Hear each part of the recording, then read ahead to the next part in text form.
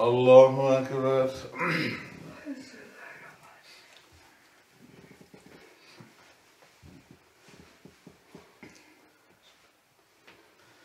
الحمد لله رب العالمين الرحمن الرحيم مالك يوم الدين إياك نعبد وإياك نستعين اهدنا الصراط المستقيم صراط الذين أنعمت عليهم غير المغضوب عليهم ولا الضالين. والطور وكتاب مسطور في رق منشور والبيت المعمور والسقف المرفوع والبحر المسجور إن عذاب ربك لواقع ما له من دافع يوم تمور السماء مورا وتسير الجبال سيرا فويل يومئذ للمكذبين الذين هم في خوض يلعبون يوم يدعون إلى نار جهنم دعا هذه النار التي كنتم بها تكذبون أفسحر هذا أم أنتم لا تبصرون اصلوها فاصبروا أو لا تصبروا سواء عليكم إنما تجزون ما كنتم تعملون إن المتقين في جنات ونعيم فاكهين بما آتاهم ربهم ووقاهم ربهم عذاب الجحيم كلوا واشربوا هنيئا بما كنتم تعملون متكئين على سرر مصفوفة وزوجناهم بحور عين والذين آمنوا واتبعتهم ذريتهم بإيمان ألحقنا بهم ذريتهم وما ألتناهم من عملهم من شيء كل امرئ بما كسب رهين وأمددناهم بفاكهة ولحم مما يشتهون يتنازعون فيها كأسا لا لغو فيها ولا تأثيم ويطوف عليهم غلمان لهم كأنهم لؤلؤ مكنون وأقبل بعضهم على بعض يتساءلون قالوا إنا كنا قبل في أهلنا مشفقين فمن الله علينا ووقانا عذاب السموم إنا كنا من قبل ندعوه إنه هو البر الرحيم فذكر فما أنت بنعمة ربك بكاهن ولا مجنون أم يقولون شاعر نتربص به ريب المنون قل تربصوا فإني معكم من المتربصين أم تأمرهم أحلامهم بهذا أم هم قوم طاغون أم يقولون تقوله بل لا يؤمنون فليأتوا بحديث مثله إن كانوا صادقين أم خلقوا من غير شيء أم هم الخالقون أم خلقوا السماوات والأرض بل لا يوقنون أم عندهم خزائن ربك أم هم المسيطرون أم لهم سلم يستمعون فيه فليأت مستمعون بسلطان مبين أم له البنات ولكم البنون أم تسألهم أجرا فهم من مغرم مثقلون أم عندهم الغيب فهم يكتبون أم يريدون كيدا فالذين كفروا هم المكيدون أم لهم إله غير الله سبحان الله عما يشركون وإن يروا كسفا من السماء ساقطا يقولوا سحاب مركوم فذرهم حتى يلاقوا يومهم الذي فيه يساقون يوم لا يغني عنهم كيدهم شيئا ولا هم ينصرون وإن للذين ظلموا عذابا دون ذلك ولكن أكثرهم لا يعلمون واصبر لحكم ربك فإنك بأعيننا وسبح بحمد ربك حين تقوم ومن الليل فسبحه وإدبار النجوم والنجم إذا هوى ما ضل صاحبكم وما غوى وما ينطق عن الهوى إن هو إلا وحي يوحى علمه شديد القوى ذو مرة فاستوى وهو بالأفق الأعلى ثم دنا فتدلى فكان قاب قوسين أو أدنى فأوحى إلى عبده ما أوحى ما كذب الفؤاد ما رأى أفتمارونه على ما يرى ولقد رآه نزلة أخرى عند سدرة المنتهى عندها جنة المأوى إذ يغشى السدرة ما يغشى ما زاغ البصر وما طغى لقد رأى من آيات ربه الكبرى أفرأيتم اللات والعزى ومناة الثالثة الأخرى ألكم الذكر وله الأنثى تلك إذا قسمة ضيزى إن هي إلا أسماء سميتموها أنتم وآباؤكم ما أنزل الله بها من سلطان إن يتبعون إلا الظن وما تهوى الأنفس ولقد جاءهم من ربهم الهدى أم للإنسان ما تمنى فلله الآخرة والأولى وكم من ملك في السماوات لا تغني شفاعتهم شيئا إلا من بعد أن يأذن الله لمن يشاء ويرضى إن الذين لا يؤمنون بالآخرة ليسمون الملائكة تسمية الأنثى وما لهم به من علم إن يتبعون إلا الظن وإن الظن لا يغني من الحق شيئا فأعرض عمن تولى عن ذكرنا ولم يرد إلا الحياة الدنيا ذلك مبلغهم من العلم إن ربك هو أعلم بمن ضل عن سبيله وهو أعلم بمن اهتدى ولله ما في السماوات وما في الأرض ليجزي الذين ساءوا بما عملوا ويجزي الذين أحسنوا بالحسنى الذين يجتنبون كبائر الإثم والفواحش إلا اللمم إن ربك واسع المغفرة هو أعلم بكم إذ أنشأكم من الأرض وإذ أنتم أجنة في بطون أمهاتكم فلا تزكوا أنفسكم هو أعلم بمن اتقى أفرأيت الذي تولى وأعطى قليلا وأكدى عنده علم الغيب فهو يرى أم لم ينبأ بما في صحف موسى وإبراهيم الذي وفى أن لا تزر وازرة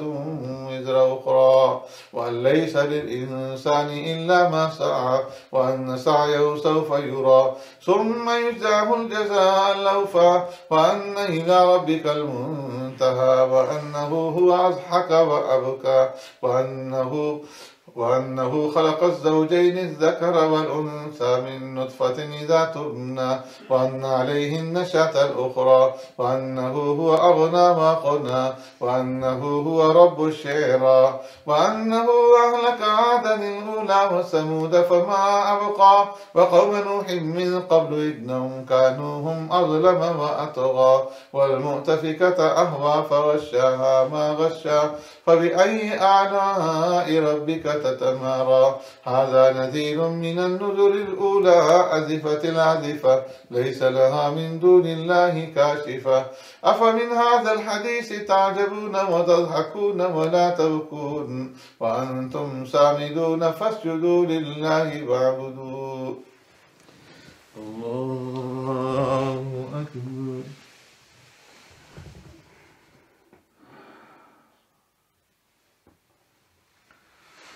الله أكبر اقتربت الساعة وانشق القمر وإن يروا آية يعرضوا ويقولوا سحر مستمر وكذبوا واتبعوا أهواءهم وكل أمر مستقر ولقد جاءهم من الأنباء ما فيه مزدجر حكمة بالغة فما تغني النذر فتول عنهم يوم يدعو الداعي إلى شيء نكر خش عن أبصارهم يخرجون من الأجداث كأنهم جراد منتشر مهطعين إلى الداعي يقول الكافرون هذا يوم عسير كذبت قبلهم قوم نوح فكذبوا عبدنا فقالوا مجنون وازدجر فدعا ربه أني مغلوب فانتصر ففتحنا أبواب السماء بماء منهمر وفجرنا الأرض عيونا فالتقى الماء على أمر قد قدر وحملناه على ذات ألواح ودسر تجري بأعيننا جزاء لمن كان كفر ولقد تركناها آية فهل من مدكر فكيف كان عذابي ونذر ولقد يسرنا القرآن للذكر فهل من مدكر كذبت عاد فكيف كان عذابي ونذر إنا أرسلنا عليهم ريحا صرصرا في يوم نحس مستمر تنزع الناس كأنهم أعجاز نخل منقعر فكيف كان عذابي ونذر ولقد يسرنا القرآن للذكر فهل من مدكر كذبت ثمود بالنذر فقالوا وبشرا منا واحدا نتبعه إنا إذا لفي ضلال وسعر ألقي الذكر عليه من بيننا بل هو كذاب نشر سيعلمون غدا من الكذاب الأشر إنا مرسل الناقة فتنة لهم فارتقبهم واصطبر ونبئهم أن الماء قسمة بينهم كل شرب مختضر فنادوا صاحبهم فتعاطى فعقر فكيف كان عذابي ونذر إنا أرسلنا عليهم صيحة واحدة فكانوا كهشيم المحتضر ولقد يسرنا القرآن للذكر فهل من مدكر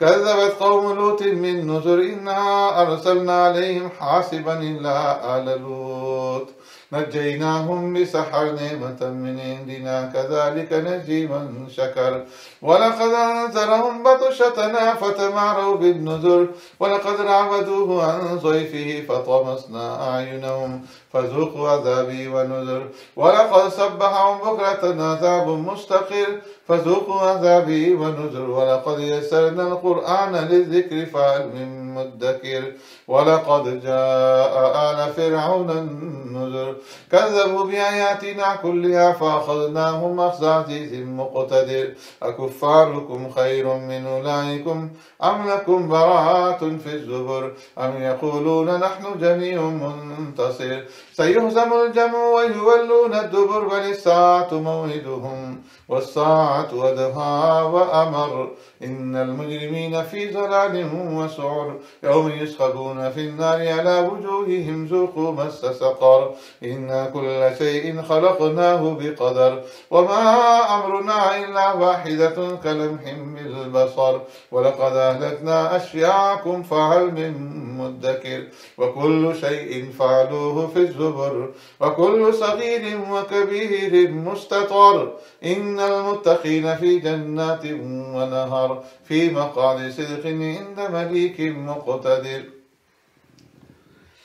الرحمن علم القرآن خلق الإنسان علمه البيان الشمس والقمر بحسبان والنجم والشجر يسجدان والسماء رفعها ووضع الميزان ألا تطغوا في الميزان وأقيموا الوزن بالقسط ولا تخسروا الميزان والأرض وضعها للأنام فيها فاكهة والنخل ذات الأكمام والحب ذو العصف والريحان فبأي آلاء ربكما تكذبان خلق الإنسان من صلصال كالفخار وخلق الجان من مارج من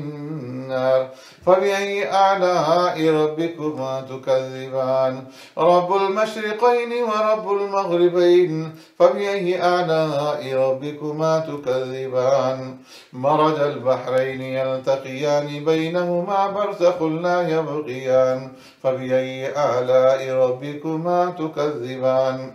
يخرج منهما اللؤلؤ والمرجان فبأي آلاء ربكما تكذبان وله الجوار المنشآت في البحر كالأعلام فبأي آلاء ربكما تكذبان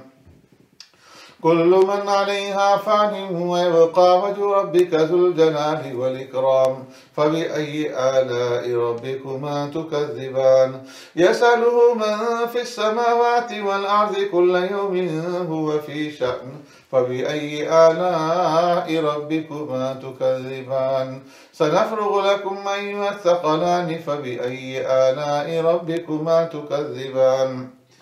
يا معشر الجن والإنس إن استطعتم أن تنفذوا من أقطار السماوات والأرض فانفذوا لا تنفذون إلا بسلطان فبأي آلاء ربكما تكذبان يرسل عليكما شواظ من نار ونحاس فلا تنتصران فبأي آلاء ربكما تكذبان فإذا انشقت السماء فكانت وردة كالدهان فبأي آلاء ربكما تكذبان فيومئذ لا يسأل عن ذنبه إنس ولا جان فبأي آلاء ربكما تكذبان يعرف المجرمون بسيماهم فيؤخذ بالنواسي والأقدام فبأي آلاء ربكما تكذبان هذه جهنم التي يكذب بها المجرمون يطوفون بينها وبين حميم آن فبأي آلاء ربكما تكذبان ولمن خاف مقام ربه جنتان فبأي آلاء ربكما تكذبان ذواتا أفنان فبأي آلاء ربكما تكذبان فيهما عينان تجريان فبأي آلاء ربكما تكذبان فيهما من كل فاكهة زوجان فبأي آلاء ربكما تكذبان متكئين على فرش بطائنها من استبرق وجنى الجنتين دان فبأي آلاء ربكما تكذبان فيهن قاصرات الطرف لم يطمسهن إنس قبلهم ولا جان فبأي آلاء ربكما تكذبان كأنهن الياقوت والمرجان فبأي آلاء ربكما تكذبان هل جزاء الإحسان إلا الإحسان فبأي آلاء ربكما تكذبان ومن دونهما جنتان فبأي آلاء ربكما تكذبان مدهامتان فبأي آلاء ربكما تكذبان فيهما عينان نزاختان فبأي آلاء ربكما تكذبان فيهما فاكهة ونخل ورمان فبأي آلاء ربكما تكذبان فيهن خيرات حسان فبأي آلاء ربكما تكذبان حور مقصورات في الحيام فبأي آلاء ربكما تكذبان لم يطمسهن إنس قبلهم ولا جان فبأي آلاء ربكما تكذبان متكئين على رفرف خضر وعبقري حسان فبأي آلاء ربكما تكذبان تبارك اسم ربك ذي الجلال والإكرام. الله أكبر. إذا وقعت الواقعة ليس لوقعتها كاذبة حافظة رافعة إذا رجت الأرض رجا وبست الجبال بسا فكانت هباء منبثا وكنتم أزواجا ثلاثة فأصحاب الميمنة ما أصحاب الميمنة وأصحاب المشأمة ما أصحاب المشأمة والسابقون السابقون أولئك المقربون في جنات النعيم ثلة من الأولين وقليل من الآخرين على سرر موزونة متكئين عليها متقابلين يطوف عليهم ولدان مخلدون بأكواب وأباريق وكأس من معين لا يصدعون عنها ولا ينزفون وفاكهة مما يتخيرون ولحم طير مما يشتهون وحور عين كأمثال اللؤلؤ المكنون جزاء بما كانوا يعملون لا يسمعون فيها لغوا ولا تأثيما إلا قيلا سلاما سلاما وأصحاب اليمين ما أصحاب اليمين في سدر مخضود وطلح منضود وظل ممدود وماء مسكوب وفاكهة كثيرة لا مقطوعة ولا ممنوعة وفرش مرفوعة إنا أنشأناهن إنشاء فجعلناهن بكرا عربا أترابا لأصحاب اليمين ثلة من الأولين وثلة من الآخرين وأصحاب الشمال ما أصحاب الشمال في سموم وحميم وظل من يحموم لا بارد ولا كريم إنهم كانوا قبل ذلك مترفين وكانوا يسرون على الحنث العظيم وكانوا يقولون إذا متنا وكنا ترابا وعظاما أئنا لمبعوثون وآباؤنا الأولون قل إن الأولين والآخرين لمجموعون إلى ميقات يوم معلوم ثم إنكم أيها الضالون المكذبون لآكلون من شجر من زقوم فمالئون منها البطون فشاربون عليه من الحميم فشاربون شرب الهيم هذا نزلهم يوم الدين نحن خلقناكم فلولا تصدقون أفرأيتم ما تمنون أأنتم تخلقونه أم نحن الخالقون نحن قدرنا بينكم الموت وما نحن بمسبوقين على أن نبدل أمثالكم وننشئكم فيما لا تعلمون ولقد علمتم النشأة الأولى فلولا تذكرون أفرأيتم ما تحرثون أأنتم تزرعونه أم نحن الزارعون لو نشاء لجعلناه حطاما فظلتم تفكهون إنا لمغرمون بل نحن محرومون أفرأيتم الماء الذي تشربون أأنتم أنزلتموه من المزن أم نحن المنزلون لو نشاء جعلناه أجاجا فلولا تشكرون أفرأيتم النار التي تورون أنتم أنشأتم شجرتها أم نحن المنشئون نحن جعلناها تذكرة ومتاعا للمقوين فسبح باسم ربك العظيم فلا أقسم بمواقع النجوم إنه لقسم لو تعلمون عظيم إنه لقرآن كريم في كتاب مكنون لا يمسه إلا المطهرون تنزيل من رب العالمين أفبهذا الحديث أنتم مدهنون وتجعلون رزقكم أنكم تكذبون فلولا إذا بلغت الحلقوم وأنتم حينئذ تنظرون ونحن أقرب إليه منكم ولكن لا تبصرون فلولا إن كنتم غير مدينين ترجونها إن كنتم صادقين فأما إن كان من المقربين فروح وريحان وجنة نعيم وأما إن كان من أصحاب اليمين فسلام لك من أصحاب اليمين وأما إن كان من المكذبين الضالين فنزل من حميم وتصلية جحيم إن هذا لهو حق اليقين فسبح باسم ربك العظيم سبح لله ما في السماوات والأرض وهو العزيز الحكيم له ملك السماوات والأرض يحيي ويميت وهو على كل شيء قدير هو الأول والآخر والظاهر والباطن وهو بكل شيء عليم هو الذي خلق السماوات والأرض في 6 أيام ثم استوى على العرش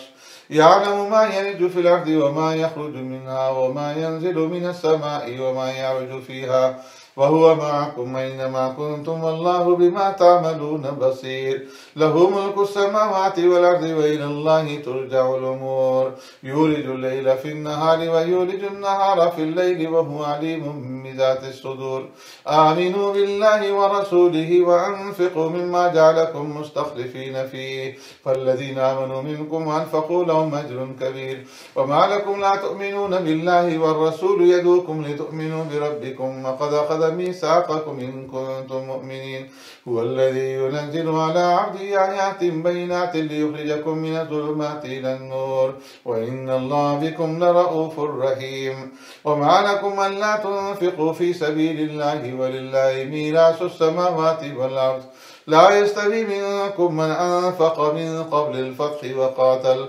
أولئك أعظم درجة من الذين أنفقوا من بعد وقاتلوا وكلا وعد الله الحسنى والله بما تعملون خبير من ذا الذي يقرض الله قرضا حسنا فيضاعفه له وله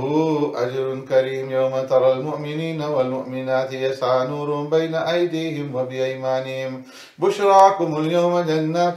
تجري من تحتها الأنهار خالدين فيها ذلك هو الفوز العظيم يوم يقول المنافقون والمنافقات للذين آمنوا انظرونا نقتبس من نوركم قيل ارجعوا وراءكم فالتمسوا نورا فضرب بينهم بسور له باب باطنه فيه الرحمة وظاهره من قبله العذاب ينادونهم ألم نكن معكم قالوا بلى ولكنكم فتنتم أنفسكم وتربصتم وارتبتم وغرتكم الأماني حتى جاء أمر الله وغركم بالله الغرور فاليوم لا يؤخذ منكم فدية ولا من الذين كفروا مأواكم النار هي مولاكم وبئس المصير ألم يأن للذين آمنوا أن تخشع قلوبهم لذكر الله وما نزل من الحق ولا يكونوا كالذين أوتوا الكتاب من قبل فطال عليهم الأمد فقست قلوبهم وكثير منهم فاسقون اعلموا أن الله يحيي الأرض بعد موتها قد بينا لكم لكم الآيات لعلكم تعقلون إن المصدقين والمصدقات وأقرضوا الله قرضا حسنا يضاعف لهم ولهم أجر كريم والذين آمنوا بالله ورسله أولئك هم الصديقون والشهداء عند ربهم لهم أجر منورهم والذين كفروا وكذبوا بآياتنا أولئك أصحاب الجحيم اعلموا أنما الحياة الدنيا لعب ولهو وزينة وتفاخر بينكم وتكاثر في الأموال والأولاد كمثل غيث أعجب الكفار نباته ثم يهيج فتراه مصفرا ثم يكون حطاما وفي الآخرة عذاب شديد ومغفرة من الله ورضوان وما الحياة الدنيا إلا متاع الغرور سابقوا إلى مغفرة من ربكم وجنة عرضها كعرض السماء والأرض أعدت للذين آمنوا بالله ورسله ذلك فضل الله يؤتيه من يشاء والله ذو الفضل العظيم ما أصاب من مصيبة في الأرض ولا في أنفسكم إلا في كتاب من قبل أن نبرأها إن ذلك على الله يسير لكي لا تأسوا على ما فاتكم ولا تفرحوا بما آتاكم والله لا يحب كل مختال فخور الذين يبخلون ويأمرون الناس بالبخل ومن يتول فإن الله هو الغني الحميد لقد أرسلنا رسلنا بالبينات وأنزلنا معهم الكتاب والميزان بالقسط وأنزلنا معه الكتاب ليقوم الناس بالقسط وأنزلنا الحديد فيه بأس شديد ومنافع للناس وليعلم الله من ينصره ورسله بالغيب إن الله قوي عزيز ولقد أرسلنا نوحا وإبراهيم وجعلنا في ذريتهما النبوة والكتاب فمنهم مهتد وكثير منهم فاسقون ثم قفينا على آثارهم برسلنا وقفينا بعيسى ابن مريم وآتيناه الإنجيل وجعلنا في قلوب الذين اتبعوا رأفة ورحمة ورهبانية ابتدعوها ما كتبنا عليهم إلا ابتغاء رضوان الله فما رعوها حق رعايتها فآتينا الذين آمنوا منهم أجرهم وكثير منهم فاسقون يا أيها الذين آمنوا اتقوا الله وآمنوا برسوله يؤتكم كفلين من رحمته ويجعل لكم نورا تمشون به ويغفر لكم والله غفور رحيم لئلا يعلم أهل الكتاب ألا يقدرون على شيء من فضل الله وأن الفضل بيد الله يؤتيه من يشاء والله ذو الفضل العظيم الله أكبر قد سمع الله قولا التي تجادلك في زوجها وتشتكي إلى الله والله يسمع تحاوركما إن الله سميع بصير الذين يظاهرون منكم من نسائهم ما هن أمهاتهم إن أمهاتهم إلا اللائي ولدنهم وإنهم ليقولون منكرا من القول وزورا وإن الله لعفو غفور والذين يظاهرون من نسائهم ثم يعودون لما قالوا فتحرير رقبة من قبل أن يتماسا ذلكم توعظون به والله بما تعملون خبير فمن لم يجد فصيام شهرين متتابعين من قبل أن يتماسا فمن لم يستطع فإطعام 60 مسكينا ذلك لتؤمنوا بالله ورسوله وتلك حدود الله وللكافرين عذاب أليم إن الذين يحادون الله ورسوله كبتوا كما كبت الذين من قبلهم وقد أنزلنا آيات بينات وللكافرين عذاب مهين يوم يبعثهم الله جميعا فينبئهم بما عملوا أحصاه الله ونسوه والله على كل شيء شهيد ألم تر أن الله يعلم ما في السماوات وما في الأرض ما يكون من نجوى 3 إلا هو رابعهم ولا 5 إلا هو سادسهم ولا أدنى من ذلك ولا أكثر إلا هو معهم أينما كانوا ثم ينبئهم بما عملوا يوم القيامة إن الله بكل شيء عليم ألم تر إلى الذين نهوا عن النجوى ثم يعودون لما نهوا عنه ويتناجون بالإثم والعدوان ومعصية الرسول وإذا جاءوك حيوك بما لم يحيك به الله ويقولون في أنفسهم لولا يعذبنا الله بما نقول حسبهم جهنم يصلونها فبئس المصير. يا أيها الذين آمنوا إذا تناجيتم فلا تتناجوا بالإثم والعدوان ومعصية الرسول وتناجوا بالبر والتقوى واتقوا الله الذي إليه تحشرون. إنما النجوى من الشيطان ليحزن الذين آمنوا وليس بضارهم شيئا إلا بإذن الله وعلى الله فليتوكل المؤمنون. يا أيها الذين آمنوا إذا قيل لكم تفسحوا في المجالس فافسحوا يفسح الله لكم وإذا قيل انشدوا فانشدوا يرفع الله الذين آمنوا منكم والذين أوتوا العلم درجات والله بما تعملون خبير. يا أيها الذين آمنوا إذا ناجيتم الرسول فقدموا بين يدي نجواكم صدقة ذلك خير لكم أطهر فإن لم تجدوا فإن الله غفور رحيم. أشفقتم أن تقدموا بين يدي نجواكم صدقات فإن لم تفعلوا وتاب الله عليكم فأقيموا الصلاة وآتوا الزكاة وأطيعوا الله ورسوله والله خبير بما تعملون. ألم تر إلى الذين تولوا قوما غضب الله عليهم ما هم منكم ولا منهم ويحلفون على الكذب وهم يعلمون أعد الله لهم عذابا شديدا إنهم ساء ما كانوا يعملون. اتخذوا أيمانهم جنة فصدوا عن سبيل الله فلهم عذاب مهين لن تغني عنهم أموالهم ولا أولادهم من الله شيئا أولئك أصحاب النار هم فيها خالدون. يوم يبعثهم الله جميعا فيحلفون له كما يحلفون لكم ويحسبون أنهم على شيء ألا إنهم هم الكاذبون. استحوذ عليهم الشيطان فأنساهم ذكر الله أولئك حزب الشيطان ألا إن حزب الشيطان هم الخاسرون. إن الذين يحادون الله ورسوله أولئك في الأذلين كتب الله لأغلبن أنا ورسلي إن الله قوي عزيز. لا تجد قوما يؤمنون بالله واليوم الآخر يوادون من حاد الله ورسوله ولو كانوا آباءهم أو أبناءهم أو إخوانهم أو عشيرتهم أولئك كتب في قلوبهم الإيمان وأيدهم بروح منه ويدخلهم جنات تجري من تحت الأنهار خالدين فيها رضي الله عنهم ورضوا عنه أولئك حزب الله ألا إن حزب الله هم المفلحون. سبح لله ما في السماوات وما في الأرض وهو العزيز الحكيم. هو الذي أخرج الذين كفروا من أهل الكتاب من ديارهم لأول الحشر ما ظننتم أن يخرجوا وظنوا أنهم مانعتهم حصولهم من الله فأتاهم الله من حيث لم يحتسبوا وقذف في قلوبهم الرعب يخربون بيوتهم بأيديهم وأيدي المؤمنين فاعتبروا يا أولي الأبصار. ولولا أن كتب الله عليهم الجلاء لعذبهم في الدنيا ولهم في الآخرة عذاب النار ذلك بأنهم شاقوا الله ورسوله ومن يشاق الله فإن الله شديد العقاب. ما قطعتم من لينة أو تركتموها قائمة على أصولها فبإذن الله وليخزي الفاسقين.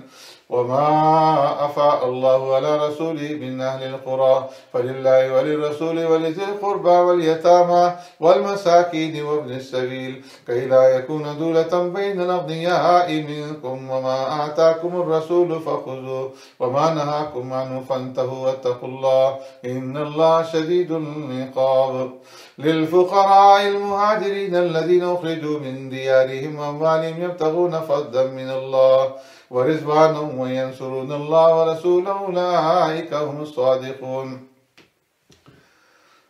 والذين تبوأوا الدار والإيمان من قبلهم يحبون من هاجر إليهم ولا يجدون في صدورهم حاجة مما أوتوا ويؤثرون على أنفسهم ولو كان بهم خصاصة ومن يوق شح نفسه فأولئك هم المفلحون. والذين جاءوا من بعدهم يقولون ربنا اغفر لنا ولإخواننا الذين سبقونا بالإيمان ولا تجعل في قلوبنا غلا للذين آمنوا ربنا إنك رؤوف رحيم. ألم تر إلى الذين نافقوا يقولون لإخوانهم الذين كفروا من أهل الكتاب لئن أخرجتم لنخرجن معكم ولا نطيع فيكم أحدا أبدا وإن قتلتم لننصرنكم والله يشهد إنهم لكاذبون لئن أخرجوا لا يخرجون معهم ولئن قتلوا لا ينصرونهم ولئن نصروهم ليولن الأدبار ثم لا ينصرون لأنتم أشد رهبة في صدورهم من الله ذلك بأنهم قوم لا يفقهون لا يقاتلونكم جميعا إلا في قرى محصنة أو من وراء جدر بأسهم بينهم شديد تحسبهم جميعا وقلوبهم شتى ذلك بأنهم قوم لا يعقلون كمثل الذين من قبلهم قريبا ذاقوا وبال أمرهم ولهم عذاب أليم كمثل الشيطان إذ قال للإنسان اكفر فلما كفر قال إني بريء منك إني أخاف الله رب العالمين فكان عاقبتهما أنهما في النار خالدين فيها وذلك جزاء الظالمين يا أيها الذين آمنوا اتقوا الله ولتنظر نفس ما قدمت لغد واتقوا الله إن الله خبير بما تعملون ولا تكونوا كالذين نسوا الله فأنساهم أنفسهم أولئك هم الفاسقون لا يستوي أصحاب النار وأصحاب الجنة أصحاب الجنة هم الفائزون لو أنزلنا هذا القرآن على جبل لرأيته خاشعا متصدعا من خشية الله وتلك الأمثال نضربها للناس لعلهم يتفكرون هو الله الذي لا إله إلا هو عالم الغيب والشهادة هو الرحمن الرحيم هو الله الذي لا إله إلا هو الملك القدوس السلام المؤمن المهيمن العزيز الجبار المتكبر سبحان الله عما يشركون هو الله الخالق البارئ المصور له الأسماء الحسنى يسبح له ما في السماوات والأرض وهو العزيز الحكيم يا أيها الذين آمنوا لا تتخذوا عدوي وعدوكم أولياء تلقون إليهم بالمودة فقد كفروا بما جاءكم من الحق يخرجون الرسول وإياكم أن تؤمنوا بالله ربكم إن كنتم خرجتم جهادا في سبيلي وابتغاء مرضاتي تسرون إليهم بالمودة وأنا أعلم بما أخفيتم وما أعلنتم ومن يفعل منكم فقد ضل سواء السبيل إن يثقفوكم يكونوا لكم أعداء ويبسطوا إليكم أيديهم وألسنتهم بالسوء وودوا لو تكفرون لن تنفعكم أرحامكم ولا أولادكم يوم القيامة يفصل بينكم والله بما تعملون بصير قد كانت لكم أسوة حسنة في إبراهيم والذين معه إذ قالوا لقومهم إنا براء منكم ومما تعبدون من دون الله كفرنا بكم وبدا بيننا وبينكم العداوة والبغضاء أبدا حتى تؤمنوا بالله وحده إلا قول إبراهيم لأبيه لأستغفرن لك وما أملك لك من الله من شيء ربنا عليك توكلنا وإليك أنبنا وإليك المصير ربنا لا تجعلنا فتنة للذين كفروا واغفر لنا ربنا إنك أنت العزيز الحكيم لقد كان لكم فيهم أسوة حسنة لمن كان يرجو الله واليوم الآخر ومن يتول فإن الله هو الغني الحميد عسى الله أن يجعل بينكم وبين الذين عاديتم منهم مودة والله قدير والله غفور رحيم لا ينهاكم الله عن الذين لم يقاتلوكم في الدين ولم يخرجوكم من دياركم أن تبروهم وتقسطوا إليهم إن الله يحب المقسطين إنما ينهاكم الله عن الذين قاتلوكم في الدين وأخرجوكم من دياركم وظاهروا على إخراجكم أن تولوهم ومن يتولهم فأولئك هم الظالمون. يا أيها الذين آمنوا إذا جاءكم المؤمنات مهاجرات فامتحنوهن الله أعلم بإيمانهن فإن علمتموهن مؤمنات فلا ترجعوهن إلى الكفار لا هن حل لهم ولا هم يحلون لهن وآتوهم ما أنفقوا ولا جناح عليكم أن تنكحوهن إذا آتيتموهن أجورهن ولا يعصينك في معروف فبايعهن واستغفر لهن الله إن الله غفور رحيم. يا أيها النبي إذا جاءك المؤمنات يبايعنك على أن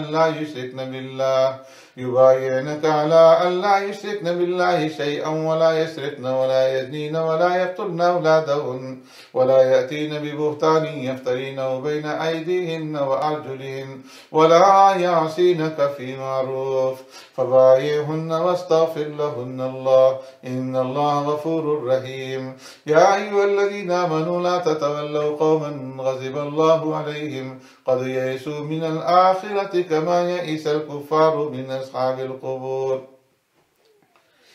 سبح لله ما في السماوات وما في الأرض وهو العزيز الحكيم. يا أيها الذين آمنوا لم تقولون ما لا تفعلون كبر مقتا عند الله أن تقولوا ما لا تفعلون إن الله يحب الذين يقاتلون في سبيله صفا كأنهم بنيان مرصوص. وإذ قال موسى لقومه يا قوم لم تؤذونني وقد تعلمون أني رسول الله إليكم فلما زاغوا وزاغ الله قلوبهم والله لا يهدي القوم الفاسقين. وإذ قال عيسى ابن مريم يا بني إسرائيل إني رسول الله إليكم مصدقا لما بين يدي من التوراة ومبشرا برسول يأتي من بعد اسمه محمد. فلما جاءهم بالبينات قالوا هذا سحر مبين ومن أصدق ممن افترى على الله الكذب وهو يدعى إلى الإسلام والله لا يهدي القوم الظالمين. يريدون ليطفئوا نور الله بأفواههم والله متم نوره ولو كره الكافرون. والذي أرسل رسوله بالهدى ودين الحق ليظهره على الدين كله ولو كره المشركون. يا أيها الذين آمنوا هل أدلكم على تجارة تنجيكم من عذاب أليم تؤمنون بالله ورسوله وتجاهدون في سبيل الله بأموالكم وأنفسكم ذلكم خير لكم إن كنتم تعلمون. يغفر لكم ذنوبكم ويدخلكم جنات تجري من تحتها الأنهار ومساكن طيبة في جنات عدن ذلك الفوز العظيم. وأخرى تحبونها نصر من الله وفتح قريب وبشر المؤمنين. يا أيها الذين آمنوا كونوا أنصار الله كما قال عيسى ابن مريم للحواريين من أنصاري إلى الله قال الحواريون نحن أنصار الله فآمن طائفة من بني إسرائيل وكفرت طائفة فأيدنا الذين آمنوا على عدوهم فأصبحوا ظاهرين. الله أكبر.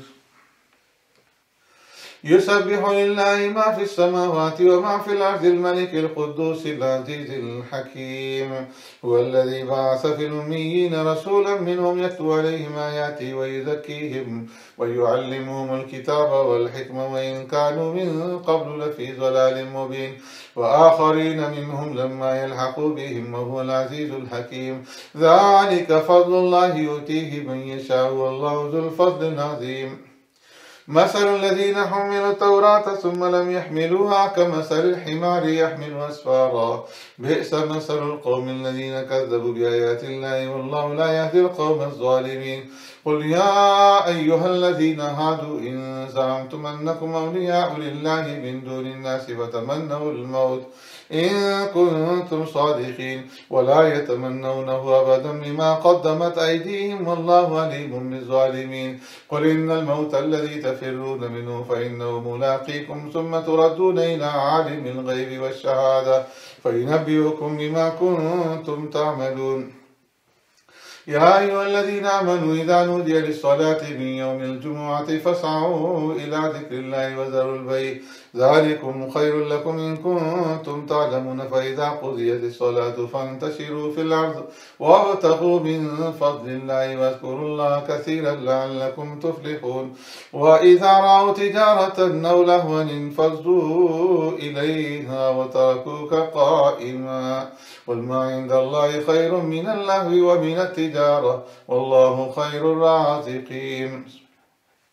إذا جاءك المنافقون قالوا نشهد إنك لرسول الله والله يعلم إنك لرسوله والله يشهد إن المنافقين لكاذبون اتخذوا أيمانهم جنة فصدوا عن سبيل الله إنهم ساء ما كانوا يعملون ذلك بأنهم آمنوا ثم كفروا فطبع على قلوبهم فهم لا يفقهون وإذا رأيتهم تعجبك أجسامهم وإن يقولوا تسمع لقولهم كأنهم خشب مسندة يحسبون كل صيحة عليهم هم العدو فاحذرهم قاتلهم الله أنى يؤفكون وإذا قيل لهم تعالوا يستغفر لكم رسول الله لووا رؤوسهم ورأيتهم يصدون وهم مستكبرون سواء عليهم استغفرت لهم أم لم تستغفر لهم لن يغفر الله لهم إن الله لا يهدي القوم الفاسقين هم الذين يقولون لا تنفقوا على من عند رسول الله حتى ينفضوا ولله خزائن السماوات والأرض ولكن المنافقين لا يفقهون يقولون لئن رجعنا إلى المدينة ليخرجن الأعز منها الأذل ولله العزة ولرسوله وللمؤمنين ولكن المنافقين لا يعلمون يا أيها الذين آمنوا لا تلهكم أموالكم ولا أولادكم عن ذكر الله ومن يفعل ذلك فأولئك هم الخاسرون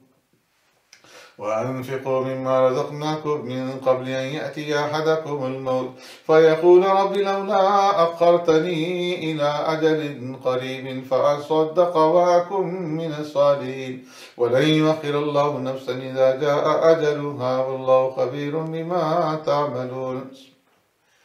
يسبح لله ما في السماوات وما في الأرض له الملك وله الحمد وهو على كل شيء قدير هو الذي خلقكم فمنكم كافر ومنكم مؤمن والله بما تعملون بصير خلق السماوات والأرض بالحق وصوركم فأحسن صوركم وإليه المصير يعلم ما في السماوات والأرض ويعلم ما تسرون وما تعلنون والله عليم بذات الصدور ألم يأتكم نبأ الذين كفروا من قبل فذاقوا وبال أمرهم ولهم عذاب أليم ذلك بأنه كانت تأتيهم رسل بالبينات فقالوا بشر يهدوننا فكفروا وتولوا واستغنى الله والله غني حميد زعم الذين كفروا أن لن يبعثوا قل بلى وربي لتبعثن ثم لتنبؤن بما عملتم وذلك على الله يسير فآمنوا بالله ورسوله والنور الذي أنزلنا والله بما تعملون خبير يوم يجمعكم ليوم الجمع ذلك يوم التغابن ومن يؤمن بالله ويعمل صالحا يكفر عنه سيئاته ويدخل جنات تجري من تحتها النار خالدين فيها أبدا ذلك الفوز العظيم والذين كفروا وكذبوا بآياتنا أولئك أصحاب النار خالدين فيها وبئس المصير ما أصاب من مصيبة إلا بإذن الله ومن يؤمن بالله يهدي قلبه والله بكل شيء عليم وأطيعوا الله وأطيعوا الرسول فإن توليتم فإنما على رسولنا البلاغ المبين الله لا إله إلا هو وعلى الله فليتوكل المؤمنون يا أيها الذين آمنوا إن من أزواجكم وأولادكم عدوا لكم فاحذروهم وإن تعفوا وتصفحوا وتغفروا فإن الله غفور رحيم إنما أموالكم وأولادكم فتنة والله عنده أجر عظيم فاتقوا الله ما استطعتم واسمعوا وأطيعوا وأنفقوا خيرا لأنفسكم ومن يوق شح نفسه فأولئك هم المفلحون إن تقرضوا الله قرضا حسنا يضاعف لكم ويغفر لكم والله شكور حليم عالم الغيب والشهادة العزيز الحكيم يا أيها النبي إذا طلقتم النساء فطلقوهن لعدتهن وأحصوا العدة واتقوا الله ربكم لا تخرجوهن من بيوتهن ولا يخرجن إلا أن يأتين بفاحشة مبينة وتلك حدود الله ومن يتعد حدود الله فقد ظلم نفسه لا تدري لعل الله يحدث بعد ذلك أمرا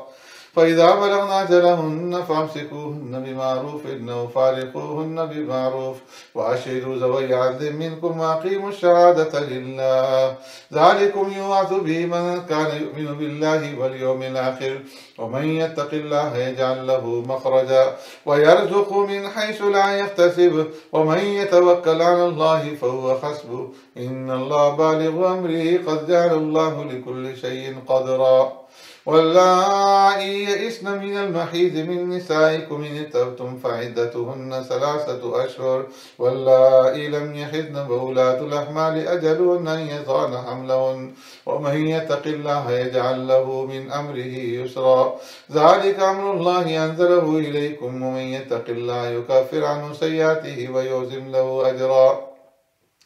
أسكنوهن من حيث سكنتم من وجدكم ولا تضاروهن لتضيقوا عليهن وإن كن أولات حمل فأنفقوا عليهن حتى يضعن حملهن فإن أرضعن لكم فآتوهن أجورهن واعتمروا بينكم بمعروف وإن تعسرتم فسترضع له أخرى لينفق ذو سعة من سعته ومن قدر عليه رزقه فلينفق مما آتاه الله لا يكلف الله نفسا إلا ما آتاها سيجعل الله بعد عسر يسرا وكأي من قرية عتت عن أمر ربها ورسله فحاسبناها حسابا شديدا وعذبناها عذابا نكرا فذاقت وبال أمرها وكان عاقبة أمرها خسرا أعد الله لهم عذابا شديدا فاتقوا الله يا أولي الألباب الذين آمنوا قد أنزل الله إليكم ذكرا رسولا يتلو عليكم آيات الله مبينات ليخرج الذين آمنوا وعملوا الصالحات من الظلمات إلى النور ومن يؤمن بالله ويعمل صالحا يدخله جنات تجري من تحتها الأنهار خالدين فيها أبدا قد أحسن الله له رزقا الله الذي خلق 7 سماوات ومن الأرض مثلهن يتنزل الأمر بينهن لتعلموا أن الله على كل شيء قدير وأن الله قد أحاط بكل شيء علما الله أكبر.